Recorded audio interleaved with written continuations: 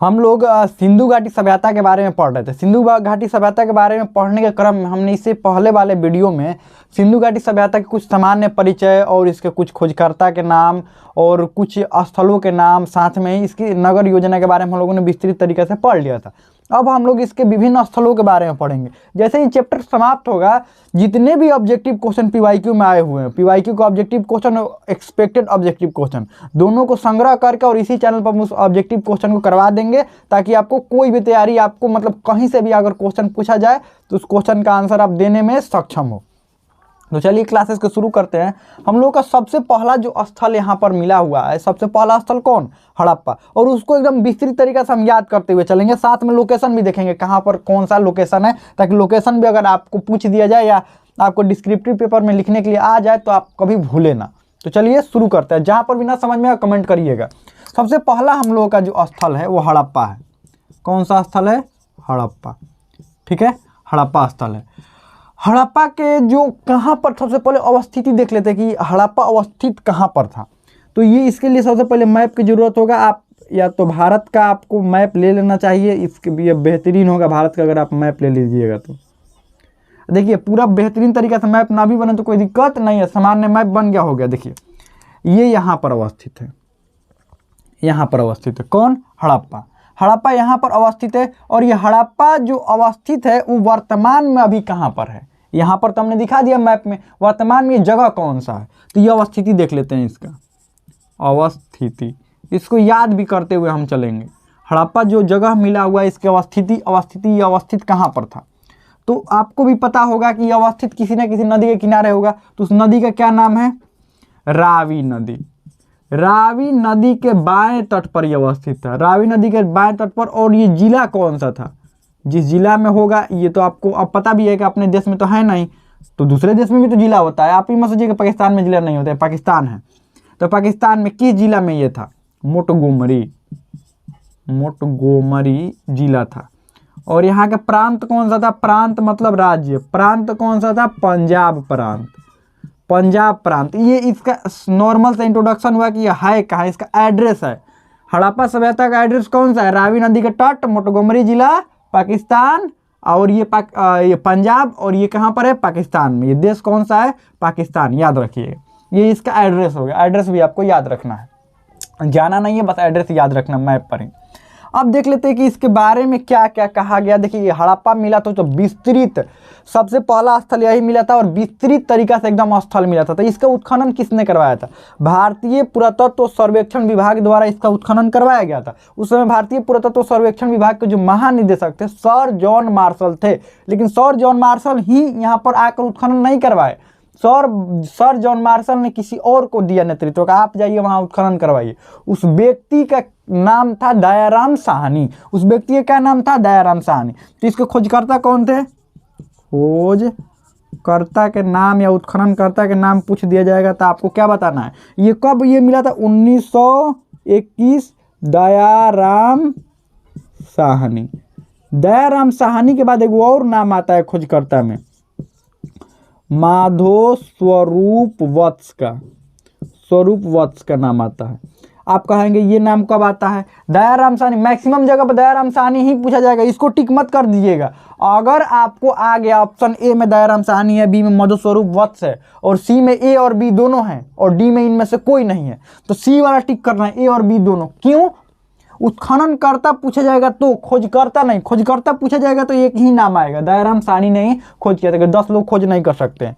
अगर उत्खननकर्ता कहा जाएगा तो उत्खनन दयाराम साहनी ने भी करवाया था, मधु स्वरूप वत्स ने भी करवाया था। आप कहेंगे दो लोग एक ही साथ कैसे उत्खनन करवा सकते हैं? एक ही जगह के प्रमुख दो लोग एक साथ कैसे हो सकते हैं? देखिए समझिए, 1921 में तो दयाराम साहनी थे, लेकिन 1921 के बाद 1926 से 27 के दौरान जो उत्खनन हुआ था और 1933 से 34 के बीच जो उत्खनन हुआ था, उस समय जो यहाँ के महानिदेशक थे, यानी कि निदेशक आप कह लीजिए, यहाँ के निदेशक थे मधु स्वरूप वत्स थे। ठीक है, आगे बढ़ते खोजकर्ता देख लिए। देखिए इसका एड्रेस देख लिए, किसने इसको खोजा ये भी देख लिए, उत्खनन किसने करवाया और उत्खनन के बाद क्या क्या मिला ये देख लेते हैं। उत्खनन के बाद इनको इन लोगों को क्या क्या मिला, क्या क्या मिला, यानी कि अवशेष, प्राप्त अवशेष उसको कहते हैं, प्राप्त अवशेष। अब उत्खनन करवाएंगे तो कुछ ना कुछ तो मिलेगा ना जी, कुछ ना कुछ मिलेगा। अब अगर नहीं मिलेगा तो 10 दिन बाद छोड़ देंगे लोग, लेकिन मिल रहा था तभी तो उत्खनन बहुत दिन तक चला इसका।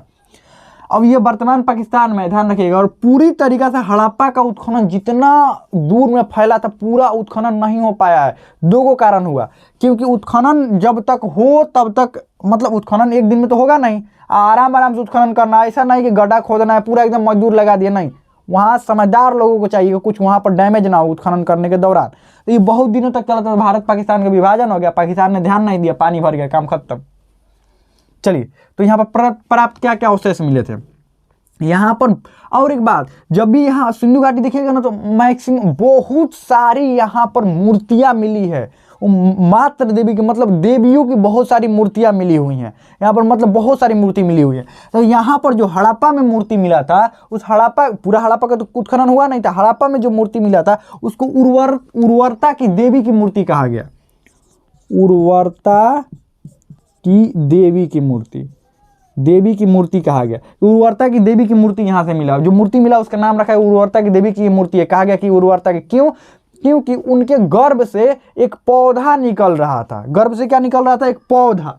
तो ये अनुमान लगाया गया गर्भ से पौधा निकल रहा था, यानी लोगों ने उर्वरता की देवी की भी यहाँ पूजा करते होंगे, तो उर्वरता की देवी ऐसे कहा गया। उर्वरता की देवी के अलावा यहाँ पर जौ और गेहूँ, जौ और गेहूं के दाने मिले, जौ और गेहूं के दाने यहाँ से मिले थे। ठीक, जौ और गेहूं के दानों के अलावा क्या क्या मिला, ध्यान रखिएगा, इसको याद भी हम करवाएंगे। जौ और उर्वरता की देवी, जौ और गेहूं के दाने मिल गए। अन्नागार मिला था, अन्नागार मिला था। अन्नागार के अलावा मिला स्वास्तिक मिला था। और स्वास्तिक के बाद मिला था हाथी का खोपड़ी, हाथी के खोपड़ी के बाद मिला ताबूत। उसके बाद ये कब्रिस्तान, और इस कब्रिस्तान का नाम था RH-37। और एक कुम्हार का चाक भी मिला था, कुम्हार का चाक समझते हैं, नाविकों को समझिए। उर्वरता की देवी समझिए क्या है, गेहूं और जौ के दाने तो समझते हैं, गेहूं और जौ के दाने भी यहाँ से मिले थे। अन्नागार समझते हैं, अन्न रखने के लिए, अन्न मतलब आपको ये गेहूं और जौ रखने के लिए, खाने वाले खाद्य सामग्री रखने के लिए बड़ा सा गोदाम बनाया गया था। आप भी अब देखेंगे अपने प्रखंड में कभी जाइएगा ना, देखिएगा वहाँ से बड़ा सा गोदाम बनाया रहता है। वहीं से सारे जगहों पर, चाहे स्कूल हो चाहे गाँव में आपको राशन मिलता हो, ये सारे राशन वहीं से आते हैं। तो बड़ा सा अन्नागार बनाया हुआ रहता है वहाँ पर। अब देखिएगा पटना का जो गोल घर था वो भी क्या है, अभी तो टूरिस्ट प्लेस है, उसे बंद भी कर दिया गया, उस पर आप ऊपर नहीं जा सकते, बाहर से देख सकते। वो भी एक बड़ा सा अन्नागार ही है, अन्नागार ही था उस समय जब अंग्रेजों ने बनवाया था। अब अन्नागार नहीं है, अब तो काम खत्म हो गया, उसमें कुछ रखा भी नहीं जाता है। तो अन्नागार बड़ा सा बनाया गया था, कहाँ पर? हड़प्पा के लोगों को अन्न रखने के लिए। स्वास्तिक तो समझते ही हैं, अरे स्वास्तिक जानते नहीं है, लोग अपने मतलब, अरे स्वास्तिक ही है, स्वास्तिक ऐसे, ठीक, ये स्वास्तिक ये देखे होंगे। तो ये स्वास्तिक मिला था कहाँ से? यहीं से, हड़प्पा से। और उसके बाद हाथी की खोपड़ी तो जानते हैं, हाथी की खोपड़ी मिला था क्योंकि हाथियों को उपयोग लोग करते थे। ताबूत समझते हैं, अरे ये क्या करने के लिए, ये क्या कहते हैं, लाशों को दफनाने के लिए ताबूत में डालकर और लाशों को दफना दिया जाता था। और कब्रिस्तान भी यहाँ पर मिले हुए हैं। ठीक, कब्रिस्तान का नाम है RH-37 और कुम्हार का चाक मिला हुआ। कैसे याद रखेंगे? उर्वरता की देवी होंगी तो गेहूं और जौ तो होकबे करेगा, गेहूं और जौ होगा तो अन्नागार रखना पड़ेगा। अन्नागार के देखिएगा घर के बाहरी लोग ऐसे स्वास्तिक बनाते हैं। तो ये स्वास्तिक कहाँ बनाएंगे? अन्नागार के दीवारों पर। हाथी की खोपड़ी, अब ये स्वास्तिक हाथी की खोपड़ी अपने से खुद से याद रखिएगा, जब हाथी मर गया है, खोपड़ी भी लेकर था, हाथी मर गया है और उसको ताबूत में डालकर कब्रिस्तान RH-37 उसका नाम था, उसमें दफना देना है। कुम्हार का चाक खुद से आप याद रखिएगा। इतना इसके बारे में जानकारी हो गया। साथ में ये सब मिलने के बाद अब लोग अपना अपना राय रखने लगे कि अच्छा यहाँ पर मिलते हैं, ऐसे हुआ होगा। देखिए कोई भी घटना के बाद, जब घटना के बाद लोग सुनते हैं कि अच्छा ये चीज़ें वहाँ पर हुआ है या ये चीज़ें मिला हुआ है वहाँ सबूत के तौर पर। अरे कहीं पर भी क्राइम सीन पर जब पुलिस पहुँचती है और सबूत के तौर पर जो वस्तुएं मिलती है, उससे अलग अलग लोग अनुमान लगाते हैं कि ये हुआ होगा, ये हुआ होगा, ये हुआ होगा, ये हुआ होगा। तो इसी को देख कर अब लोगों ने अनुमान लगाना चालू किया। सबसे पहले जो अनुमान लगाए स्टुअर्ट पिगट थे। क्या नाम था उनका? स्टुअर्ट पिगट नाम था। स्टुअर्ट पिगट ने क्या कहा, दिखाई दे रहा है ना, चलिए हाँ दिखाई नहीं दे रहा तो हम बता भी रहे हैं। स्टुअर्ट पिगट आप नोट्स करते रहिए। स्टुअर्ट पिगट ने कहा था कि ये देखिए, ये देखने के बाद लग रहा है ना कि पूरी तरीका से कहा जाता है सिंधु सभ्यता जो थी वो पूरी तरीका से व्यापार पर निर्भर थी, और व्यापार उद्योग पर निर्भर होता है, उद्योग और ये किसानों पर निर्भर होता है, क्योंकि उद्योग और किसानों पर मुख्य रूप से निर्भर था। तो ये कह रहा है कि देखो ये पूरी तरीका से, ये देखने के बाद इनको लगा ना कि देखो ये पूरी तरीका से ये औद्योगिक नगर नहीं है, ये अर्ध औद्योगिक नगर है, मतलब पूरा तरीका से नहीं है, अर्ध है, ये अर्ध औद्योगिक नगर है, ये नगर अर्ध औद्योगिक नगर है। साथ में इन्होंने ये कहा कि इसको, और यहाँ पर मोहनजोदड़ो आएगा, इसको और मोहनजोदड़ो को इनको देखने के बाद स्टुअर्ट पिगट ने कहा कि हमें ये लग रहा है ना ये कि जितना भी सिंधु घाटी साम्राज्य है, सिंधु घाटी साम्राज्य की जुड़वा राजधानी है, क्योंकि यही दोनों प्रमुख है। बाकी भी मिला था, लोथल मिला था, कालीबंगा, बनावली, राखीगढ़, ये सब मिला था, लेकिन कह रहे हैं कि नहीं, इन्हीं दोनों में सबसे अधिक विकास हमको देखने के, डेवलपमेंट देखने के लिए मिल रहा। ये दोनों जुड़वा राजधानी रही होंगी, किसका, सिंधु घाटी सभ्यता का। जैसे हमारे देश का भी जुड़वा दो राजधानी है, सीधी सी बात है, एक नई दिल्ली है, एक मुंबई है। आप कहेंगे मुंबई कहाँ है, नई दिल्ली प्रशासनिक राजधानी और मुंबई को वित्तीय राजधानी माना जाता है भारत का। ठीक वैसे ही यहाँ पर भी था कहानी। स्टुअर्ट पिगट ने कहा था, इसको कथन को ध्यान रखिएगा। साथ में ही व्हीलर ने क्या किया, ये जिस आपको पता है कि हड़प्पा हो चाहे कोई भी नए नगर शहर बसाए जाते हैं, ऊंचाई वाले जगह पर ही बसाए जाते हैं। जिस टीला पर यह हड़प्पा बसा था, उस टीला का जो नाम रखा गया, जो टीला का माउंट एबी नाम रखा गया। इतिहासकारों द्वारा, यहाँ पर दिखाई देगा क्या, हाँ, माउंट एबी, माउंट एबी। अब किसने रखा, व्हीलर द्वारा रखा गया, व्हीलर द्वारा रखा गया। एक भी फालतू बात नहीं इसमें हम लोग बताएंगे जो हमारे एग्जाम से रिलेटेड नहीं है, ये वही सब समझेंगे जो हमारे एग्जाम से रिलेटेड है। तो माउंट एबी जो नाम रखा गया, यही हड़प्पा जिस ये टीला पर था, व्हीलर द्वारा नाम रखा गया। ठीक है, हड़प्पा के बारे में इतनी जानकारी हो गई। ये इनका एड्रेस है हड़प्पा का। ये लोग जो पहली बार इसको खोजे थे, ये प्राप्त अवशेष क्या क्या मिला था ये, और इन दोनों ने अपना अपना विचार रखा। ठीक है, आगे बढ़ते, अब बढ़ते मोहनजोदड़ो की तरफ में। मोहनजोदड़ो क्या क्या था, मन हो तो इसको आप क्या कर लीजिए, नोट कर लीजिए, या आप स्क्रीनशॉट माने तो स्क्रीनशॉट ले लीजिए। ठीक है, आगे बढ़ते हैं हम लोग। अब मोहनजोदड़ो की तरफ चलते हैं। मोहनजोदड़ो, ठीक है, मोहनजोदड़ो की तरफ बढ़ते हैं। मोहनजोदड़ो क्या था, देखिए मोहनजोदड़ो जो था, मोहनजोदड़ो भी ठीक इसके तरीका से ही एगो नगर था। ये कहाँ था, यहाँ पर था। ठीक है, अब ये यहाँ पर था मतलब कहाँ था, ये भी पाकिस्तान में ही होगा, सीधी सी बात है, आप देख रहे हैं तो पाकिस्तान में ही है। अब पाकिस्तान में कहाँ पर था, इसका एड्रेस देखते हैं, इसका अवस्थिति कहाँ पर है। अवस्थिति का मतलब एड्रेस, सीधी सी बात है, एड्रेस ही ना है। अब इसका एड्रेस देखते हैं कहाँ पर है, कहाँ पर इसका एड्रेस है। ये जो मोहनजोदड़ो जो मिला हुआ है, ये सिंधु नदी के किनारे ही मिला हुआ है, सिंधु नदी। एक बात समझिएगा, सप्त सैंधव प्रदेश कहा जाता है इस क्षेत्र को। आप जब वैदिक काल पढ़ेंगे ना तो पढ़ेंगे इस क्षेत्र को सप्त सैंधव प्रदेश का। सिंधु और इसके सहायक नदियाँ, कुल 7 को इधर नदियाँ थी। जो भी आप देखिएगा ना, इधर वाला क्षेत्र मैक्सिमम सिंधु और उसकी सहायक नदियों के आसपास ही मिलेंगे, और बाद में इधर वाला जब देखिएगा तो ये अलग अलग दूसरे नदी के आसपास आपको मिलेंगे। तो ये मुख्य रूप से सिंधु नदी के ही किनारे था। तो सिंधु नदी के किनारे, और ये जिला देख लेते हैं, जिला कौन सा था, जिला लरकाना जिला, लरकाना। और ये प्रांत कौन सा है, प्रांत सिंध प्रांत है, सिंध प्रांत। और ये पाकिस्तान, आपको पता ही है। वर्तमान का एड्रेस है इसका, पुराना नहीं है, वर्तमान और परमानेंट एड्रेस है इसका। इस एड्रेस को याद रखिएगा, ये एड्रेस पूछा जाता है आपसे कहाँ पर, सिंधु नदी के तट पर, जिला लरकाना, पंजाब। ये प्रांत जो यानी कि राज्य सिंध, यानी प्रांत सिंध प्रांत में ये अवस्थित है।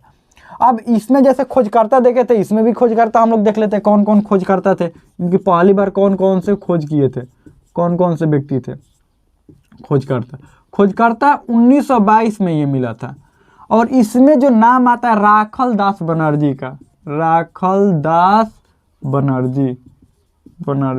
एक और छोटा सा बात यहाँ पर समझ लीजिए, मोहनजोदड़ो का अर्थ होता है मृतकों का टीला। मोहनजोदड़ो क्या अर्थ होता है, मृतकों का टीला, मृतकों का टीला। मृतकों का, ये सिंधी भाषा में, कौन से भाषा में? सिंधी भाषा में। इस बात को आप ध्यान रखिए। मृतकों का टीला क्यों कहा जाता है? जब मोहनजोदड़ो को उत्खनन होने लगा था, यहाँ से जो लाशें मिली है ना, एक के ऊपर एक लाशें मिली, कंकाल मिला हुआ है, लाश तो बचेगा नहीं, कंकाल मिला हुआ है, एक के ऊपर एक कंकाल, कंकालों का ढेर मिला हुआ है। ढेर समझते हैं, कोई भी चीज़ बहुत ज़्यादा मात्रा में जब होती है, जब एक ही जगह, तो उसको ढेर बोलते हैं। तो वहाँ पर ऐसे लग रहा था किसी को मार कर फेंका गया है। जैसे देखें धान को उठा फेंका जाता है ना, धान को उठा एक जगह टीला के रूप में कहा जाता है धान को, वैसे ही यहाँ पर टीला जो मिला हुआ है। टीला क्या होता है? ऊंचाई, कोई भी चीज़ों को जब रखते रखते ऊंचा हो जाता है, उसी को टीला बोलते हैं। तो यहाँ पर मृतकों का टीला मिला हुआ है, यानी कंकालों टीला के रूप में कंकाल मिला हुआ है, इससे पूरा एकदम टीला के रूप में। और लोगों को लग रहा था कि मार मार कर यहाँ फेंका गया, उसको आगे समझेंगे क्या करके फेंका गया था और कैसे। तो खोजकर्ता देख लिए राखलदास बनर्जी 1922 में, पहली बार 1922 में ये मोहनजोदड़ो मिला था। अब इसी की तरह देख लेते हैं कि प्राप्त अवशेष क्या क्या थे। प्राप्त अवशेष, इसमें दो लोगों का नाम नहीं मिलता, इसमें दो लोगों का नाम नहीं मिलता। प्राप्त अवशेष क्या क्या थे, यहाँ से क्या क्या मिले? प्राप्त अवशेष, ठीक, प्राप्त अवशेष। उसके बाद देखेंगे कि कौन कौन से आकर क्या क्या कमेंट कर रहे हैं। देखिए प्राप्त अवशेष में हम लोग को क्या था? प्राप्त अवशेष में सबसे पहला यहाँ पर जो मिला था, बृहद स्नानागार मिला था। स्नानागार, बृहद स्नानागार के बारे में हम लोग जिक्र किए थे, कैसा बृहद स्नानागार था, क्या था स्नानागार। स्विमिंग पूल मिला था यहाँ पर। तो स्विमिंग पूल यहाँ पर एक बेहतरीन नमूना था। स्विमिंग पूल यहाँ पर मोहनजोदड़ो का एक बेहतरीन नमूना था। यहाँ पर सार्वजनिक स्थलों के रूप में बृहद स्नानागार सबसे अधिक फेमस है। तो पिछला वाला हम बात किए, तो बृहद स्नानागार कैसे फेमस था, क्या हुआ था। और एक और बात, बेहतरीन संरचना थी उस समय के सबसे बेहतरीन इंजीनियरों को, वहाँ बेहतरीन इंजीनियर रहे होंगे। यहाँ इतिहासकारों का अनुमान है कि बेहतरीन नहीं तो इतना बढ़िया स्नानागार कैसे होता। जिस नालियों के बारे में अनुमान लगाते हैं कि नाली और सड़कें इतनी साफ इसलिए थी क्योंकि उस समय वहाँ पर बेहतरीन नगर पालिका की व्यवस्था होगी। ठीक वैसे यहाँ पर बृहद स्नानागार थे। क्या साक्ष्य मिला? बृहद स्नानागार का। स्नानागार के बाद अन्नागार भी मिला हुआ है, अन्नागार, अन्न रखने के लिए। लेकिन जो मोहनजोदड़ो, यहाँ पर हड़प्पा में भी अन्नागार मिला हुआ है, देखिए ये, और मोहनजोदड़ो का अन्नागार में बड़ा मोहनजोदड़ो वाला अन्नागार है। आपसे पूछा जाएगा तो कहिएगा मोहनजोदड़ो का अन्नागार बड़ा है। यहाँ पर भी मातृ देवी की मूर्ति मिली हुई है, मातृ देवी की मूर्ति, ठीक। और यहाँ कांसे की नर्तकी मिली हुई है, कांसे की नर्तकी की मूर्ति मिली हुई है। नर्तकी, कांसा कैसे बनाया जाता है आपको पता है? कांसा कैसे बनाया जाता है? कांसा, तांबा और टीन को मिक्स करके, और कांसे की मूर्ति मिली है। मैक्सिमम यहाँ पर मूर्ति आपको कांसे के मिलेंगी। कांसे, क्योंकि यहाँ पर कांसे का ढेर भी, यहाँ पर तांबे का ढेर मिला था, तांबे का ढेर, लेकिन गला हुआ था। तांबे का ढेर मिला लेकिन गला हुआ तांबा था, ठीक है। तांबे का ढेर मिला हुआ था यहाँ पर, समझ लीजिए। कांसा निर्माण करने के लिए तांबा और टीन यहाँ पर। तो कांसा निर्माण कब हुआ होगा? जब तांबा का ढेर होगा तभी तो कांसा का निर्माण होगा। तो कांसे का निर्माण इस तरीका से। अब और आगे देखते हैं यहाँ पर और क्या क्या प्राप्त अवशेष आपको। कुम्हारों के बहुत सारे भट्ठे मिले थे, जो कुम्हारों के बहुत सारे भट्ठे, कुम्हारों के भट्ठे मिले थे। भट्ठे क्या होते हैं? भट्ठे क्या होते हैं? कुम्हार जब अपना बर्तनों को पकाने के लिए, जिस चीज़ का, जहाँ पर बर्तन को डालते हैं पकाने के लिए, वो भट्ठा होता है, ठीक है। तो कुम्हारों के भट्ठा। और सबसे बड़ा ईंट यहीं से मिला था। पूरी सभ्यता का सबसे बड़ा ईंट, सबसे बड़ा ईंट यहीं पर मिला था। बृहद स्नानागार, ईंट, कांसे की नर्तकी, मातृ देवी की मूर्ति, ये सब कुम्हारों के जो भट्ठे मिले थे, सबसे बड़ा ईंट यहीं से। तांबा का ढेर भी यहीं से मिला था।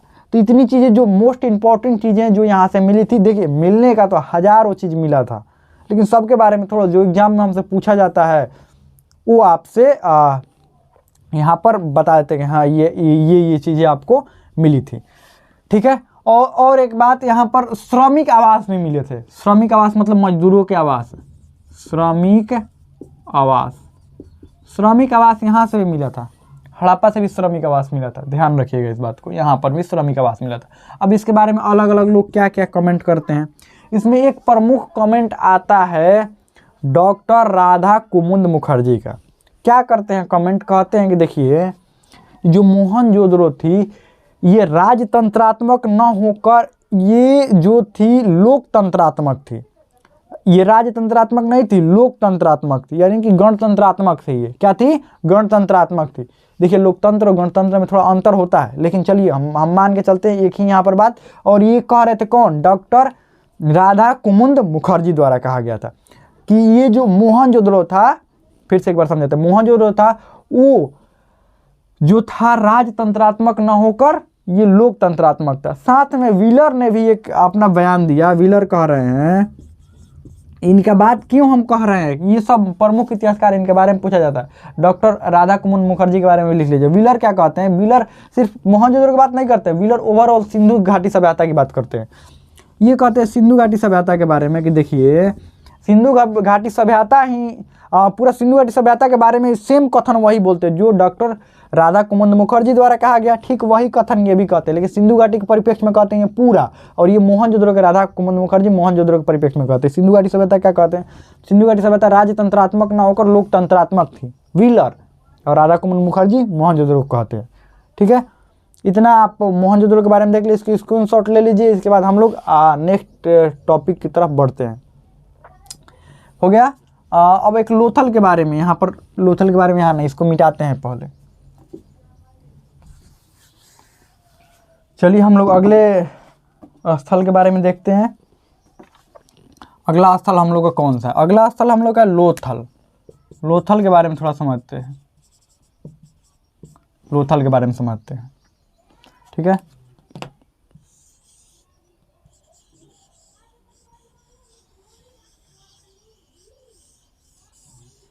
दो गो हम लोगों ने देख लिया था, यहाँ पर ये, यहाँ पर मोहनजोदड़ो।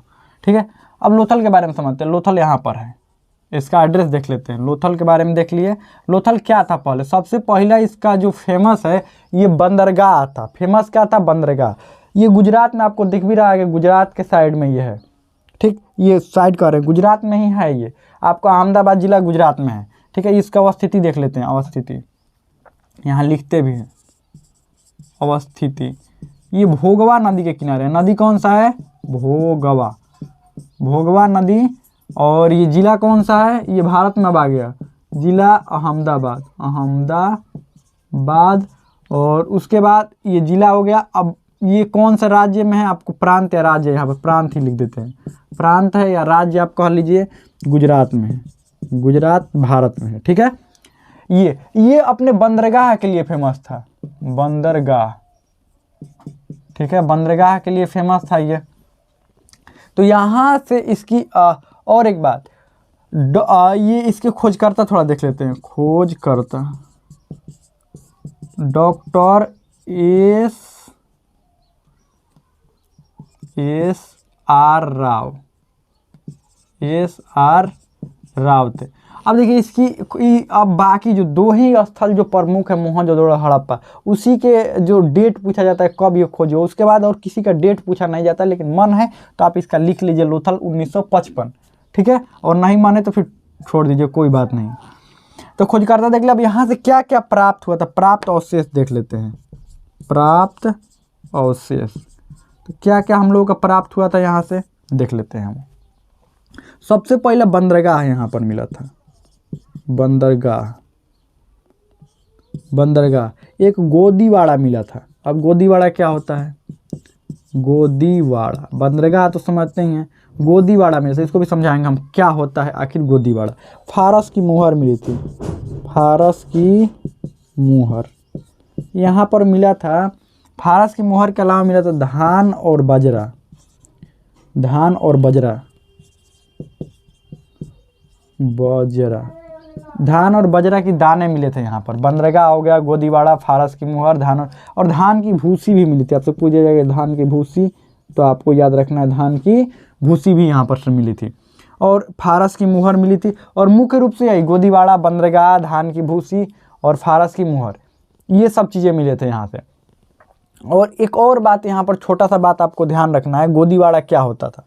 गोदीवाड़ा अभी भी देखिएगा, अभी भी शायद आप कहीं ना कहीं देख ही लेंगे। ये बंदरगाह हो गया, तो बंदरगाह हो गया, तो बंदरगाह ये हो गया, ये समुद्र के किनारे बंदरगाह हो गया। इसी से एक बड़ा सा नहर निकाल दिया जाता था। अब मान लीजिए कोई नगर यहाँ पर है और आप यहीं पर सामान उतार दिए, यहीं पर इसी बंदरगाह पर उतरे, यहाँ से बैलगाड़ी से ढोने में पता है हालत ख़राब हो जाएगा। ठीक, तो इससे एक नहर निकाला जाता था और नहर निकाल कर और यहाँ पर लेकर आया जाता था और यहाँ बड़ा सा तालाब होता था, इसमें भरा रहता था पानी। तो नाव बेहतरीन तरीका से इसमें क्या होता था, ट्रैवल कर लेता था, यहाँ से ऐसे आ जाता था। और ये गोदीवाड़ा जो भरा जाता था ये नदियों द्वारा भरा जाता था, इधर से समुद्रों द्वारा कुछ हो जाता था और इधर से नदियों द्वारा भर दिया जाता था। गोदीवाड़ा इसी को कहा जाता था, जो अलग से ये तालाब बनाए जाते थे नाव चलाने के लिए। और नाव यहाँ पर आ जाता था, यहाँ पर सामान उतार कर और बैलगाड़ी से नदी में पहुँचा दिया जाता था। ये होता था पूरा प्रोसेस। ठीक, तो ये इस तरीक़ा से आपको देखने के लिए मिलता है यहाँ से। लोथल के बाद हम लोग आते हैं राखीगढ़ी पर। राखीगढ़ी, ठीक है, राखीगढ़ी ये यहाँ पर है, राखीगढ़ी यहाँ पर। अब राखीगढ़ी की अवस्थिति देख लेते, अवस्थिति कहाँ है। अवस्थिति राखीगढ़ी है ये जो सरस्वती नदी जो कि विलुप्त हो चुकी है, सरस्वती नदी के तट पर था। अब जिला देख लेते हैं कि जिला कौन सा था। हिसार, और ये हरियाणा में है। कहाँ पर है ये, राज्य कौन सा है जिसको प्रांत हम बोलेंगे, प्रांत बोलेंगे, ये हरियाणा में है। कहाँ है, हरियाणा, ठीक है, ये हरियाणा प्रांत में है। प्रांत यानी कि राज्य, प्रांत, हरियाणा प्रांत में है। अब यहाँ से क्या क्या राखीगढ़ी से मिला हुआ है, यहाँ पर एक और दो चीज़ें छूट गई है। 3 युगल समाधियाँ मिली हुई है, 3 युगल समाधि यानी 3 लोगों को एक ही साथ दफनाने का यहाँ पर प्रमाण आपको मिला हुआ है। 3 युगल समाधि और मनका का उद्योग मिला हुआ है, मनका उद्योग का साक्ष्य भी यहाँ से मिला हुआ है, ठीक है। और यहाँ पर राखीगढ़ी से ज़्यादा कुछ नहीं मिला हुआ है।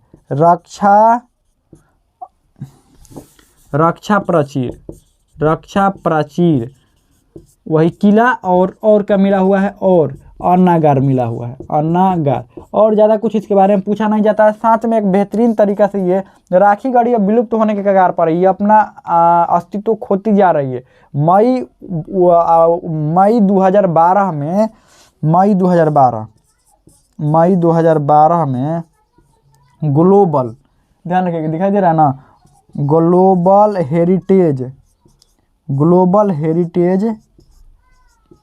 हेरिटेज फंड द्वारा एशिया के 10 ऐसे विरासत स्थलों में इसको शामिल किया गया जो विलुप्त होने के कगार पर है, जो कि अपने सभ्यता, अपने अस्तित्व को खोता हुआ जा रहा है। राखीगढ़ी का उतना बढ़िया संरक्षण नहीं हो पा रहा है। कालीबंगन के बारे में समझते हैं और देखते हैं। कोई भी डाउट हो रहा हो तो आप कमेंट में पूछिएगा, हाँ ये डाउट हो रहा है। कालीबंगन के बारे में देखते हैं। कालीबंगन, इससे आपको नाम से ही पता चल रहा है कि इसका नाम, इसका शाब्दिक अर्थ आपको बता देते हैं पहले ही कि इसका कालीबंगन का होता है काली चूड़िया, इसके देखिए कालीबंगन, इसको यहाँ से मिले चीज़ों के नाम पर ही इसका नाम रख देगा कालीबंगन यानी काली चूड़िया। अब इसकी अवस्थिति देख लेते हैं, अवस्थिति कहाँ पर है। इसकी जो अवस्थिति है वो अवस्थिति है यहाँ पर घग्घर नदी। जिला कौन सा है, गंगानगर जिला गंगानगर जिला। और ये प्रांत कौन सा है, प्रांत राजस्थान है, राजस्थान है, ठीक है। प्रांत कौन सा है, राजस्थान है। और एक और बात है, यहाँ कालीबंगन के यहाँ पर प्राप्त अवशेषों में अवशेष में प्रमुख एगो है जूते हुए खेत मिले हैं। यहाँ पर जूते हुए खेत के कारण ये फेमस है कालीबंगन। साथ में यहाँ पर मिट्टी और कांच की चूड़ियाँ मिली हुई है, साथ में और क्या मिला हुआ है, यहाँ पर मिट्टी और कांच की चूड़ियाँ मिली हुई है। उधर दिखाई देगा क्या, यहाँ पर अग्नि वेदिकाएँ मिली हुई है, 7 अग्नि वेदिका समझते हैं। और यज्ञ करने के लिए जो वेदिका ऐसे बनाया जाता है, ऐसे बनाया जाता है, वही अग्नि वेदिका है। 7 अग्नि वेदिकाएँ मिली हुई है, जूते हुए खेत मिले हुए, मिट्टी और कांच की चूड़ियाँ मिली हुई हैं, ठीक। और यहाँ पर मिट्टी का हल भी मिला हुआ है, ठीक है। इतनी चीज़ें मिली हुई हैं। साथ में ही यहाँ पर जो अंतिम संस्कार करने की विधि मिली हुई है, 3 तरीका से लोगों का अंतिम संस्कार किया जाता था। अंतिम संस्कार 3 तरीका से, अंतिम संस्कार, ठीक है, 3 तरीका से किया जाता था। कौन कौन तरीका? सबसे पहला तरीका समाधिकरण, समाधिकरण। दूसरा तरीका आंशिक, आंशिक। तीसरा तरीका क्या था? तीसरा दाह संस्कार, संस्कार, ठीक है, दाह संस्कार। समाधिकरण क्या है? लोग अगर उनकी मृत्यु हुई ताबूत में डालिए या बिना ताबूत में डाले हुए दफना दीजिए, समाधिकरण हो गया, ठीक। दूसरा आंशिक क्या होता था? पहले उसको लोगों को ऐसे ही लाशों को फेंक दिया जाता, छोड़ दिया जाता था, और जीव जंतु, अलग अलग जीव जंतु उसके मांस को खा जाते थे, बचता था हड्डी, और उसी को फिर दफना दिया जाता था। आंशिक ये हो गया, ठीक। तीसरा दाह संस्कार क्या हो गया? लोगों की मृत्यु हुई, उसको जला दिया गया, दाह संस्कार। तो 3 तरीका का यहाँ पर मिला हुआ था। हो सकता है कि 3 तरीका के लोग रहते हों, या ऐसा भी हो सकता है कि उम्र के हिसाब से या कोई और चीज़ों के हिसाब से यहाँ लोगों को अलग अलग चीज़ों को अलग अलग तरीके से संस्कार किया। ऐसा हो सकता है ना कि कोई व्यक्ति ऐसा हो जिनका उम्र कम हो तो दफना दिया गया, ये ऐसे कर दिया गया, जिनका उम्र ज़्यादा हो दाह संस्कार कर दिया गया, ऐसा भी हो सकता है। तो ये इस तरीके से कालीबंगन में मिले हुए हैं। तो हमें लगता है इतना समझ में आ गया होगा। इसके आगे हम लोग अगले भाग में पढ़ेंगे, और आपको कोई भी डाउट हो रहा हो, कोई भी क्वेश्चन पूछना हो तो आप कमेंट में पूछ सकते हैं, हमें तो समझ में आ गया होगा।